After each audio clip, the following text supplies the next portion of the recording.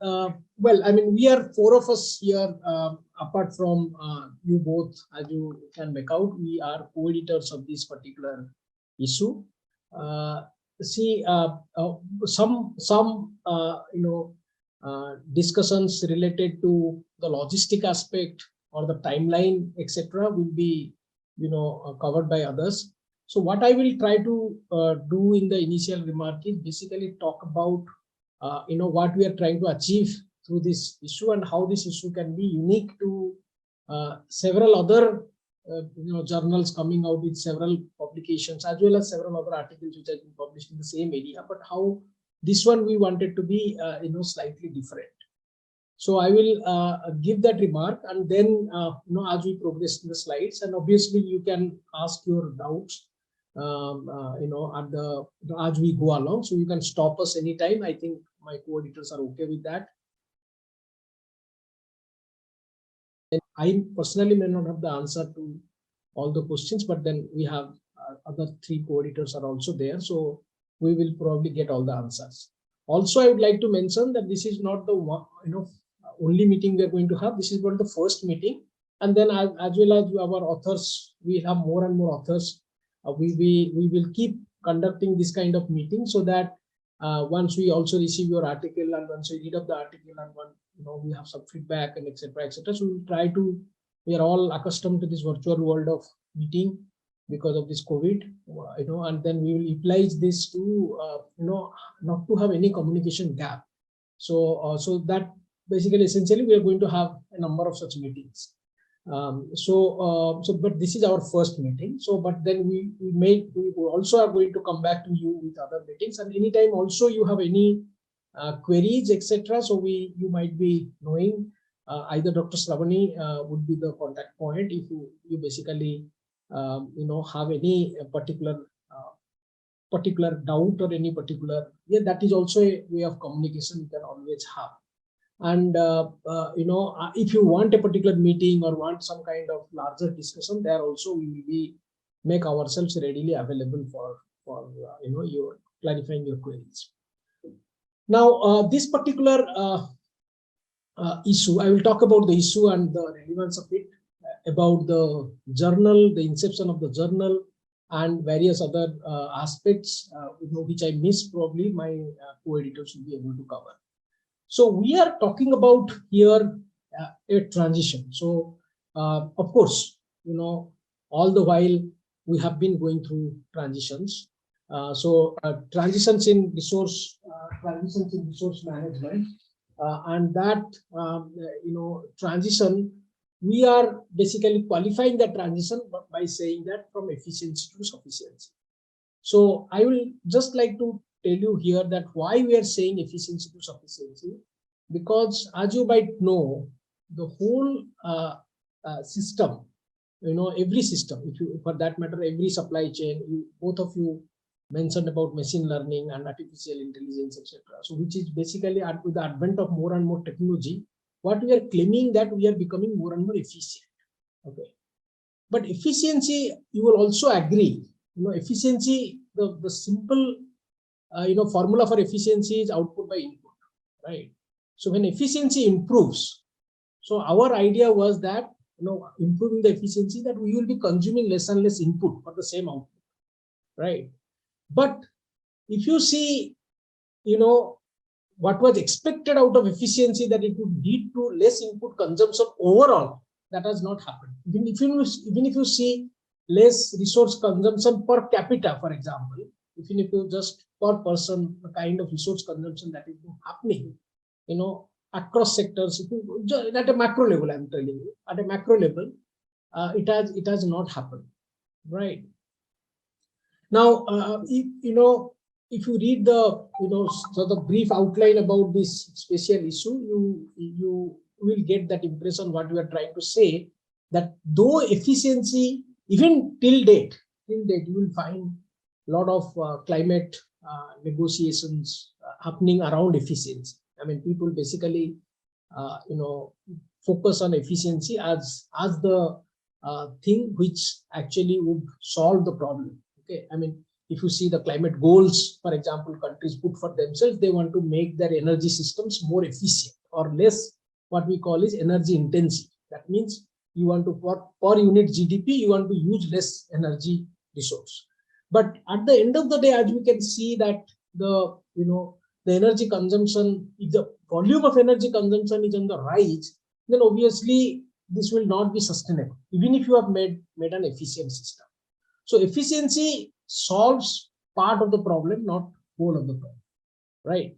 So that is what is a thing which we want to sort of assume for ourselves. And this is not we are doing it out of certain conviction or something, or out of certain certain theoretical assumption or something. This is based on empirical data. Okay, the pure empirical data shows that the resource consumption per capita is on the rise. Okay, efficiency had a role in to decrease it a bit, but then actually it is on the rise, because of overconsumption. Now, therefore, the role of sufficiency comes. Okay, therefore, the role of sufficiency comes because if we are not able to control the kind of consumption that is happening, if we are not to restrict the consumption that is going to happen, happening at various levels, then obviously, whatever like efficient, as I was mentioning, if I have a very efficient car, but if I drive it a lot, if I don't promote public transport, I mean, just to give one example, in between public transport and private transport, I might design a very efficient, technologically very efficient car, but if I'm not, having, in my scheme of things, not having public transport, not having non-motorized transport, then whatever efficiency achievement I might do, which auto sector is actually achieving every day, I mean, the more and more efficiency, but then that is not going to solve my problem, because I have to see that how much less of petroleum consumption is happening. With efficient car, as you know, there is a concept in resource management, what we call is rebound effect.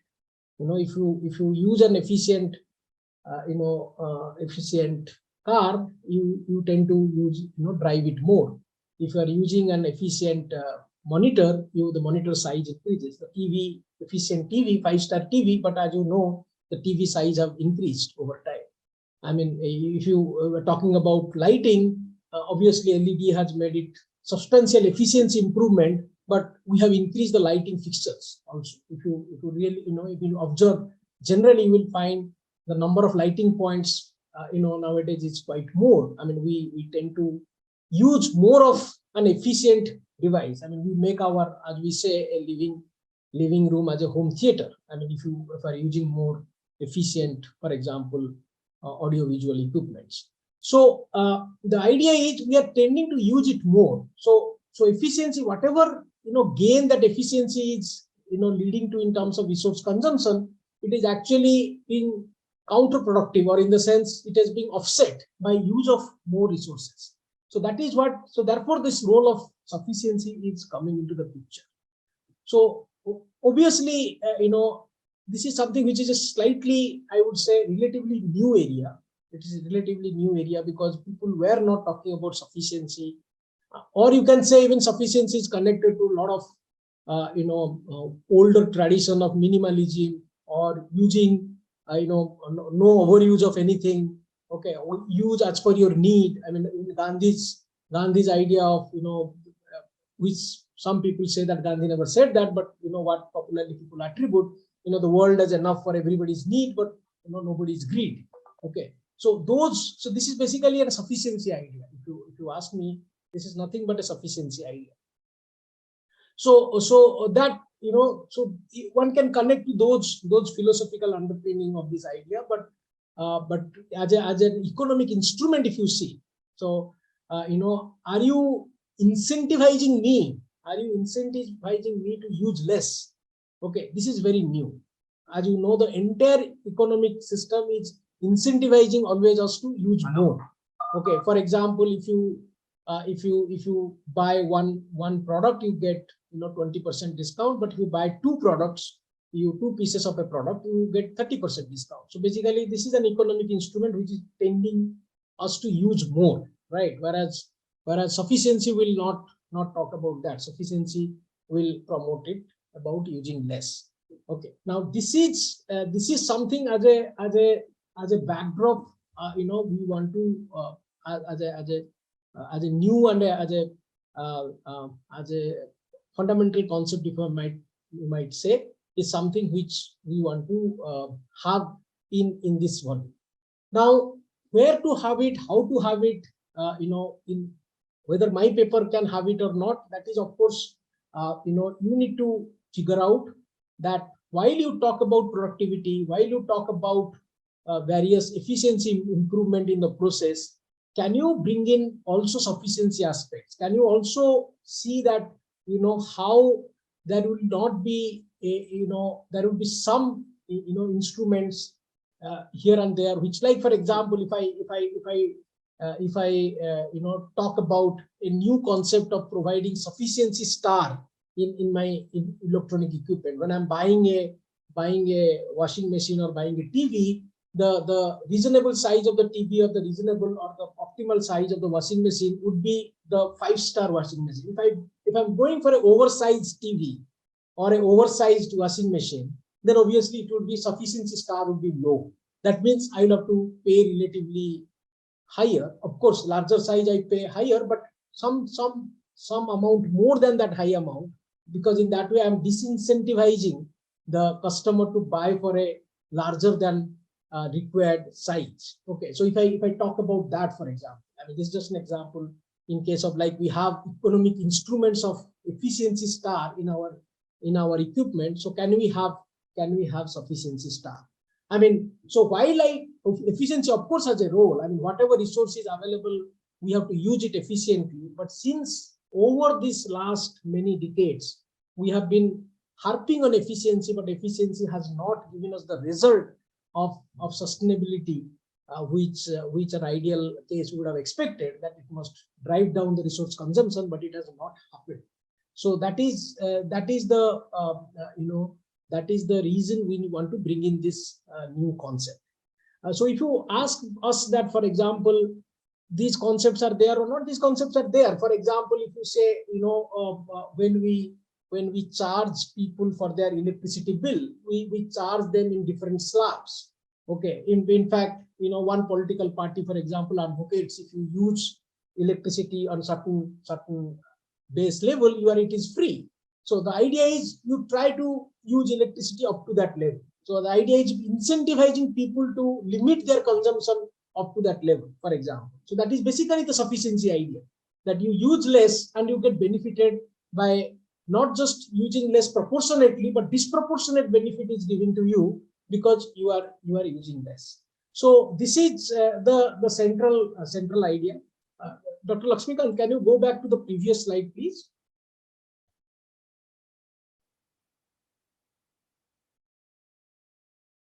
Previous slide, previous. Yes. So yes.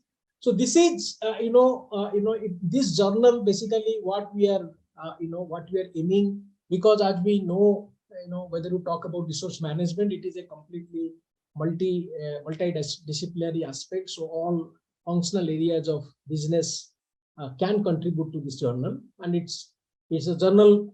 This is basically the journal philosophy, that it highlights the cutting edge research, new concepts and theories. I mean, this is something which, since sufficiency aspect is relatively new, we are trying to pitch in through this special issue, fresh practical ideas and initiatives that can be readily applied to understand business strategies of Indian companies, both in and outside India, as well as the business strategies of foreign firms operating within India. So basically, as you see, the scope is both, like, for example, it is an organization based out of India doing elsewhere, or what somebody is doing elsewhere but has implication for our country.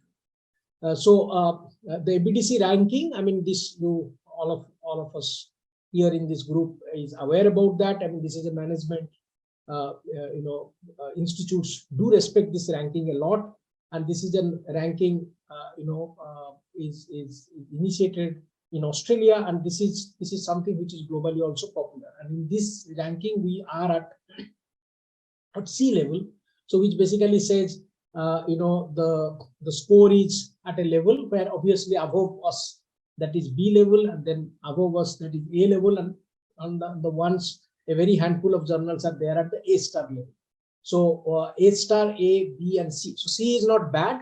C is actually a reasonably okay, we can say a kind of journal, which actually, because of that, we have this respect for the Indian business research, is because of its good ranking. In fact, one of our journal, which we have in our institute is International Journal of Rural Management, IJRM journal. This is also, I mean, though it is yet to be listed in ABDC, I think this is also of the same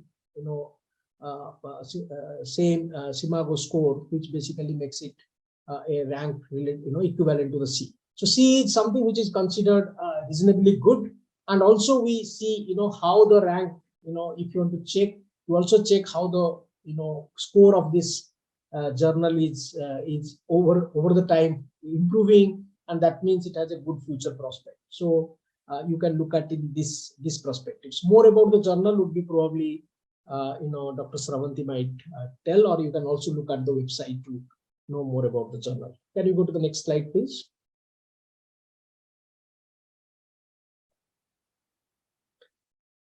Yeah, so this is this is the the background with all of you know. So we need to spend on this time on this slide.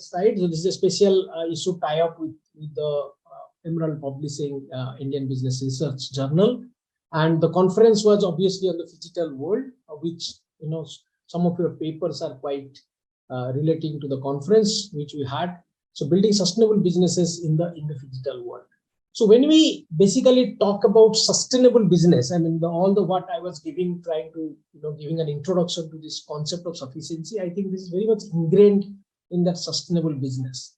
See, otherwise, high productive, high efficient, high technology systems, address one aspect of sustainability. To basically address that efficiency part, or the economic efficiency, what we call the part. But then there is something above, and so two if you are using at a, suppose for example, I'm using in a similar size TV. I'm just to give you a very rudimentary example. If I'm using similar size TV, which is maybe whatever 17-inch TV, for example, or I don't know what is the typical size of the TV.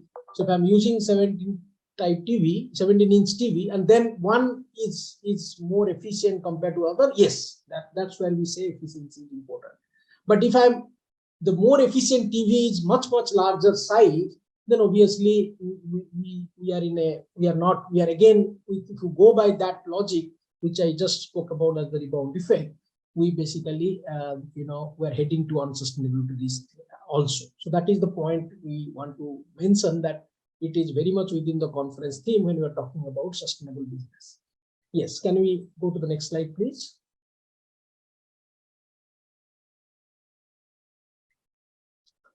Yeah, so this is the special issue which we have already mentioned, the submission closes on the 5th May. So as Dr. Lakshmikant was also mentioning, when we are discussing that we are actually having a very tight timeline, and this is something we want to achieve so as to have the publication ready in time. So 15 May 2023 would be the submission close date. So but of course we're starting with some initial momentum of the conference paper. So I think our date, we can say, starts from today, and then we can have your papers as soon as possible, with the sufficiency aspect ingrained in your ideas, which actually I believe will push you to think something new in the direction, which is, if you ask me, this is an area which has been traditionally neglected also, and this is an area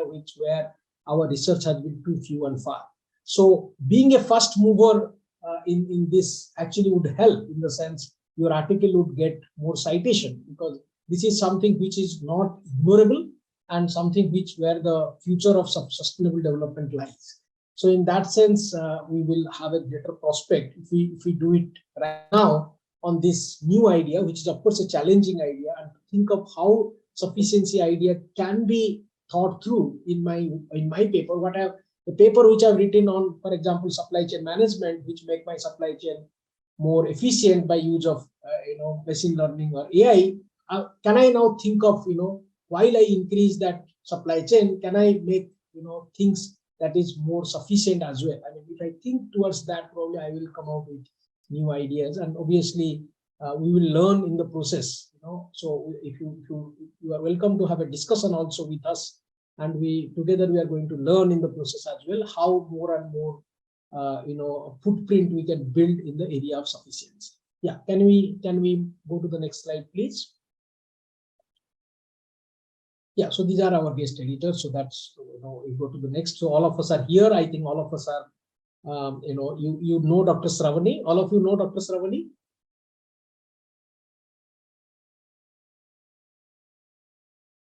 Yeah, I'm just asking the two authors who have joined. Yeah, so Dr. Sreeraman, you must have met, during the conference. So Dr. Sonia and Dr. Asi, are you aware about Dr. Sreeraman? Have you met her? No, sir, I haven't. Oh, you have not? Okay, okay. I think Dr. Sreeraman, can you by any chance switch on your video, please?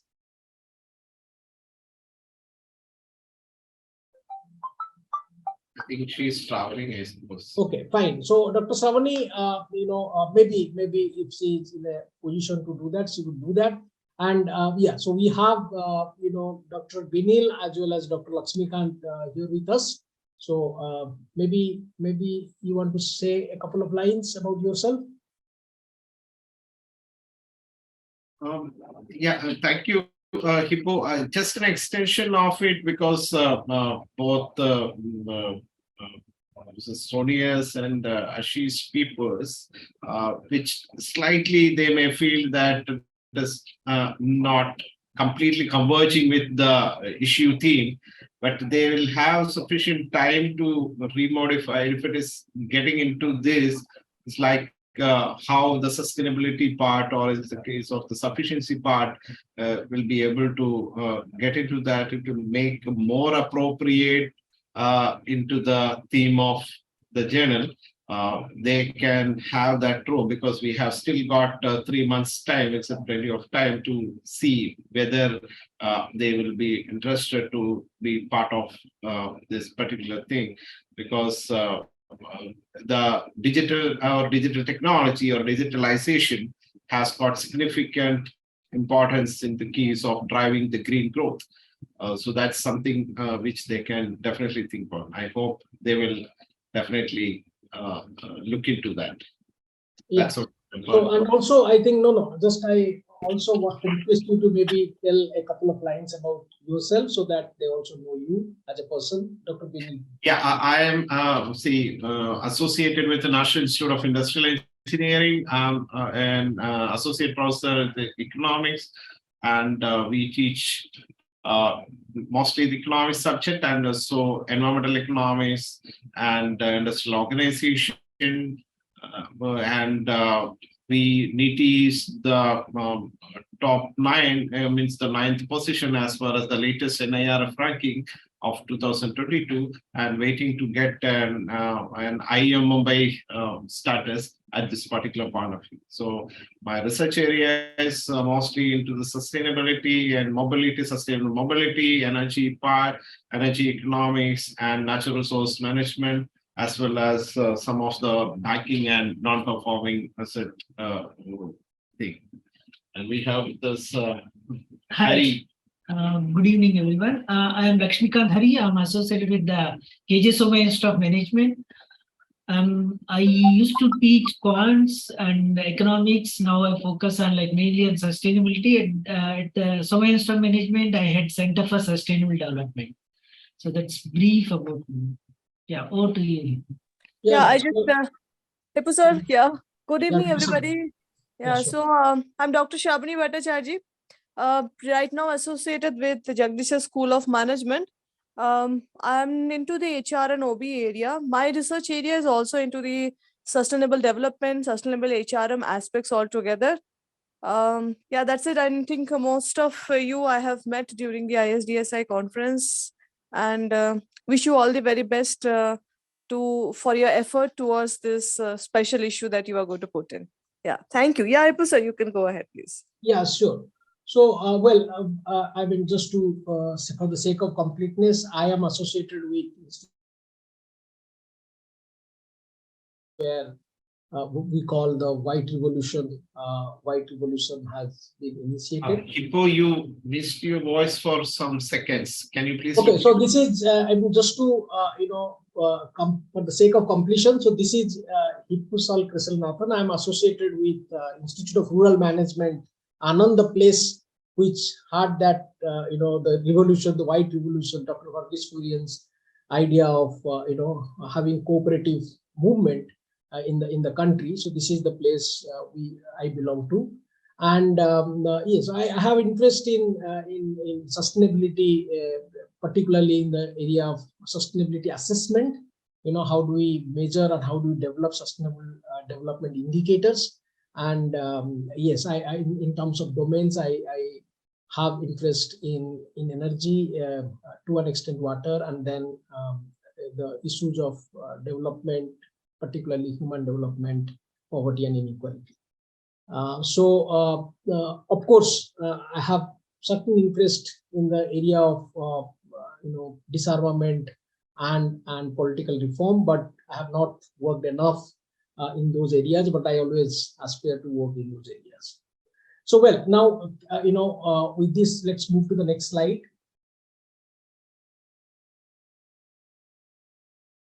Yeah, so this is, the list of topics here. I mean, the very next slide was about sufficiency, which we have already covered, but can you just, Dr. Lakshmikant, can you just go to the previous slide?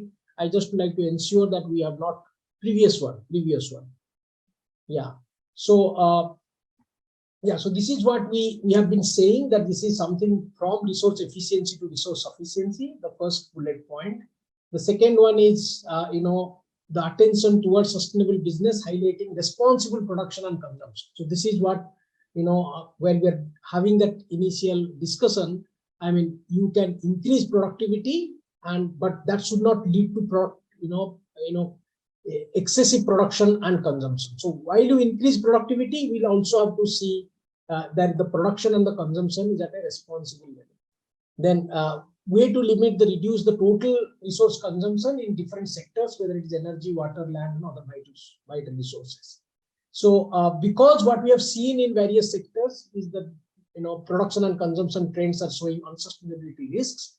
So there is an increasing realization that alongside efficiency, resource sufficiency should be focused in realizing sustainable development. So this is basically, we said that efficiency is not important.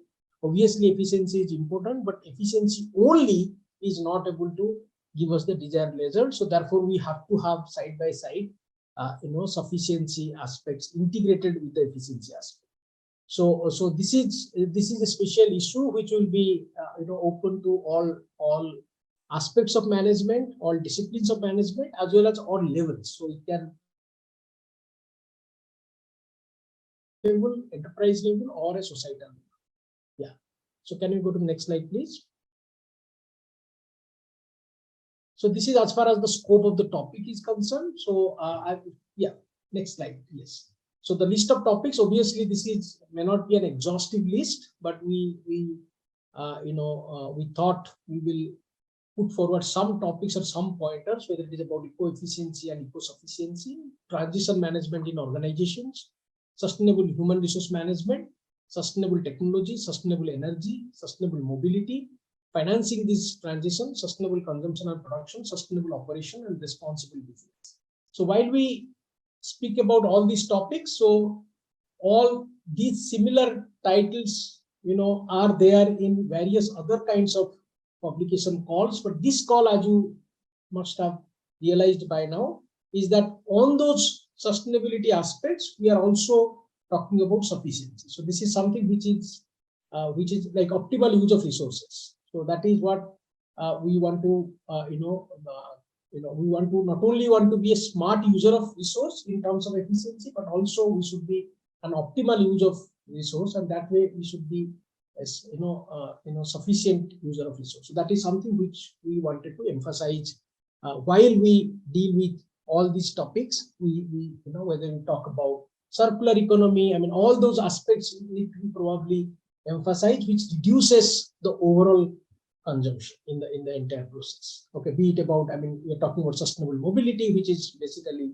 Dr. Binil and Dr. Lakshmikant and myself, we all work on transportation sector when you talk about sustainable mobility, and that is that example I was giving. I mean, when you, for example, if you are introducing more biking inside campus, or as a city mayor, you want to introduce more space for cycling, more space for footpath, more space for public transport, you are basically introducing sustainable mobility with the sufficiency aspect, because at the end of the day, all these steps are leading to less consumption of your fossil fuels, for example, or transportation fuels, because all this non-motorized transport, all this working space, all this public transport is going to do that. So that way, sustainable mobility, when you talk about, actually this sufficiency is ingrained. I mean, it's just not only talking about efficiency in the sense of technological efficiency, but it is being not technologically efficient also.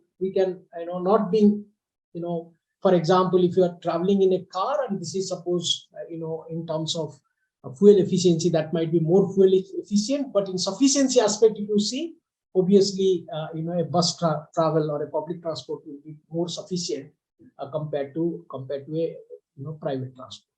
So we basically are talking about bringing this sufficiency aspect and bring it as a center stage while we discuss about efficiency. I mean, this can be done, for example, in the mobility sector, if you talk about the right output indicator. So if you talk about the output indicator, not about only the kilometer travel. If you bring in the passenger kilometer travel, you basically bring in sufficiency in that sense, because you are able to, more people are able to travel with less consumption of input resources. So that's how we bring in each of these aspects. You can think of how to bring in innovatively sufficiency aspect, which talks about less resource consumption at the end of the day. Can we go to the next slide, please?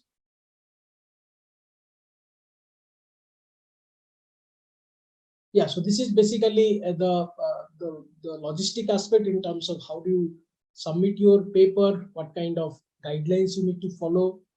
The detail of that is with the Emerald publishing standards. So we have to do that, and when obviously you have to be slightly careful when we submit, that you submit for this particular journal, because all this paper review etc. is going to happen through the site only. I mean, this is nothing like we accept papers through email etc. So it is all through the site, because it is standard Emerald publishing, which I think all of us understand. Can we go to the next slide, please?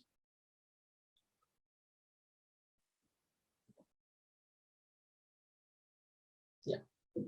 So I am done, but then if I my co-editors want to add points, or we want to open it for, obviously it is open for questions. If you want to ask questions, I think I leave it to my co-editors. If they want to speak something more or add what I already said, they can do that and then open for questions. So it's up to them.